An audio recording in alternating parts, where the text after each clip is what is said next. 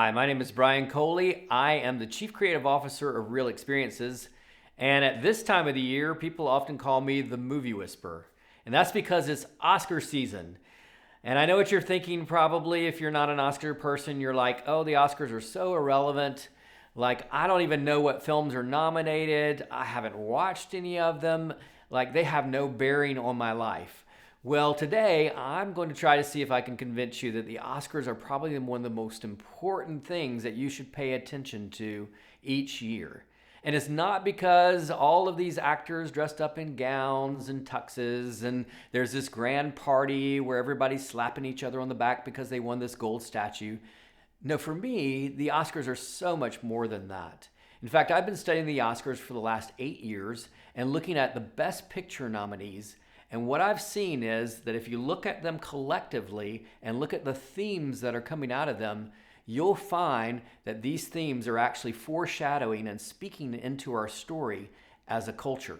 Let me give you a few examples. So in 2017, right after the election in which America was divided, the Oscar nominees were asking the question, will we be a we? And the answers from these Oscar nominees is that we needed to go back to the past and get a proper narrative and look at the sins of our past. And then this happened. And this happened. The Dallas Cowboys taking their stand by taking a knee. And this happened. Stop the violence! Stop the rape!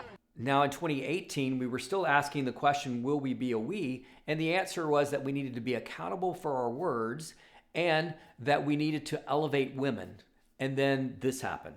They ran and won in unprecedented numbers, adding over 30 seats in the House. And then in early February of 2020, before the pandemic was even a blip on our radar, I stood in front of a group at Pinewood Studios and delivered this thematic for the Oscars that year.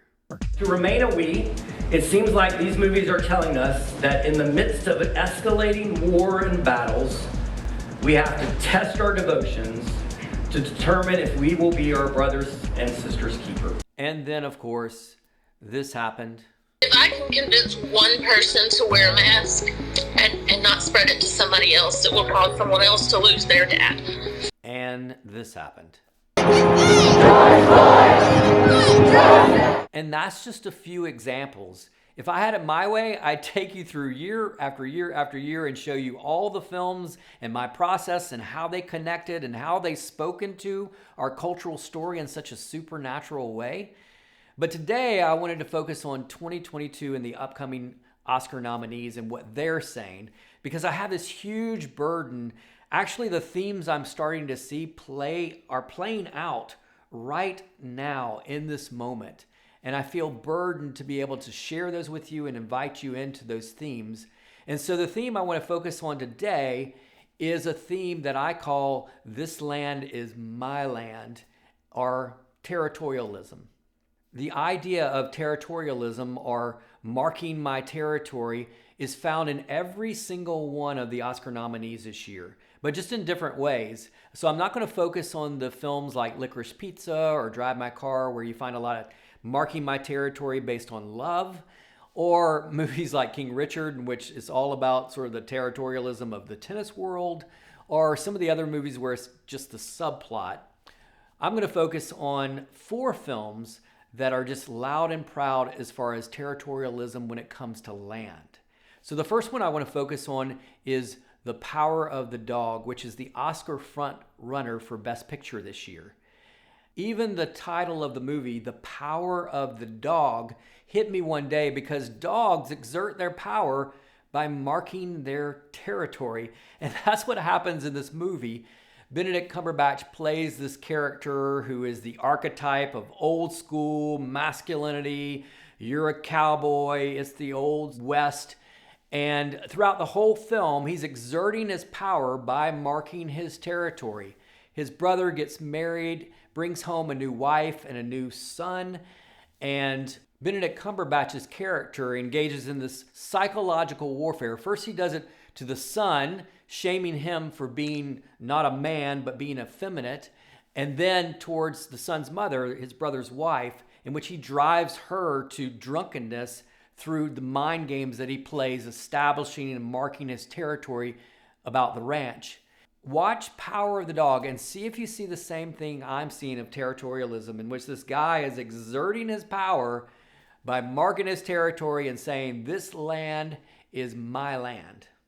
Now, the next movie is Belfast. Belfast is actually set in a time period during the 60s that really happened, in which Catholics and Protestants were warring against each other.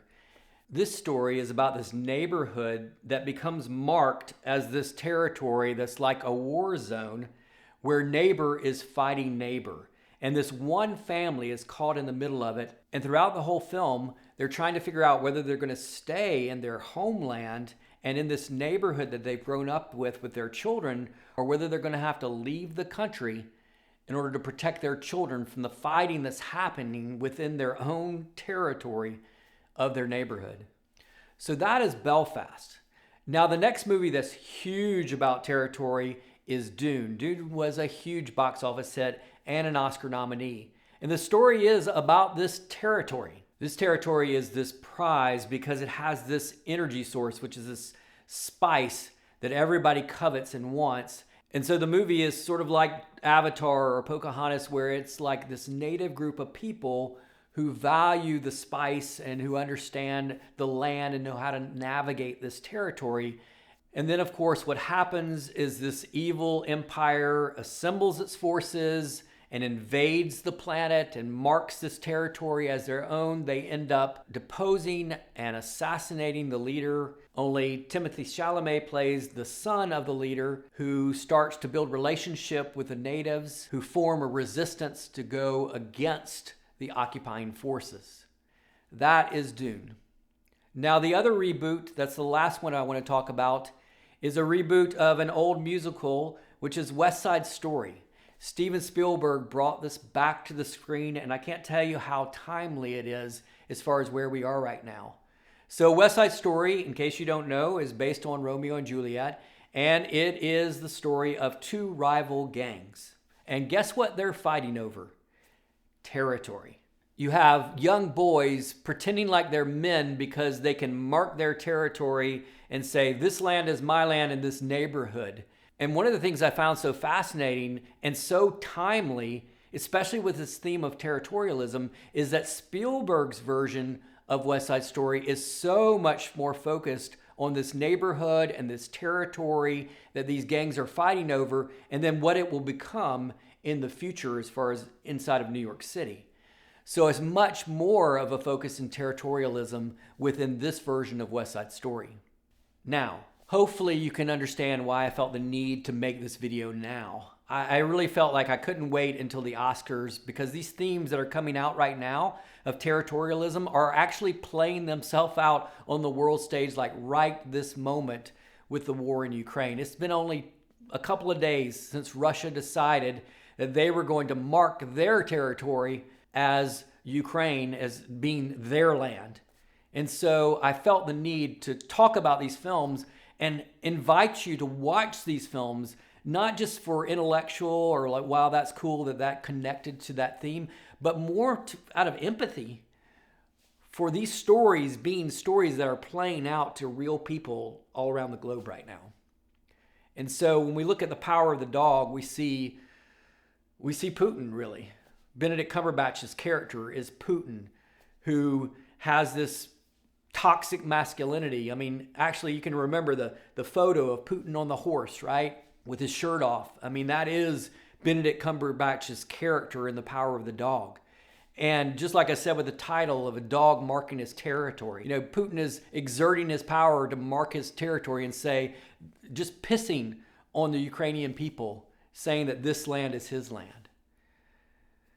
And then you go to Belfast, and you see in that movie what it must be like to be a family in a neighborhood in the midst of war, caught behind the barriers and having to live behind the barriers and having tanks in your neighborhood and trying to decide whether you're going to leave my land, whether this is my land or whether I'm going to have to leave my land for the sake of my children.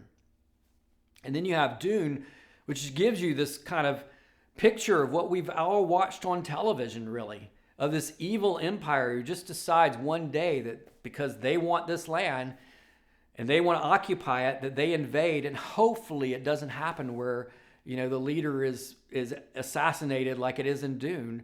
But the good news of Dune, at least, is that there's this occupying force there's a resistance of the native people who say that this is my land and fight against the occupying force. And then, of course, West Side Story. To me, West Side Story is so important because it gives us a picture of the cost, the literal cost of violence fighting over a territory. How it costs love, it costs relationships, it costs family. And so these 4 pictures, I feel like, are a picture of where we are right now. And of course, these Oscar filmmakers had no idea that these films would come together and form a picture that we're seeing play out right now. So I would just ask you to watch at least these 4 films, watch the Oscar films. The good news is I'm going to do a video in which I feel like there's a theme that's coming out of these Oscars that actually offers hope, like an answer that I see coming out of these films for what's going on right now in the Ukraine. So just challenging this year to see the Oscars as something relevant and something that actually does allow you to have empathy and allow you to see things as when they come and happen in the world, that you can see and say, I saw that story before it happened, and I got a picture of it before it happened, so I can be ready for when it does happen. Thank you guys for watching. Obviously, this is a sobering subject matter because we're in this moment, but thanks for watching, and yeah, appreciate it.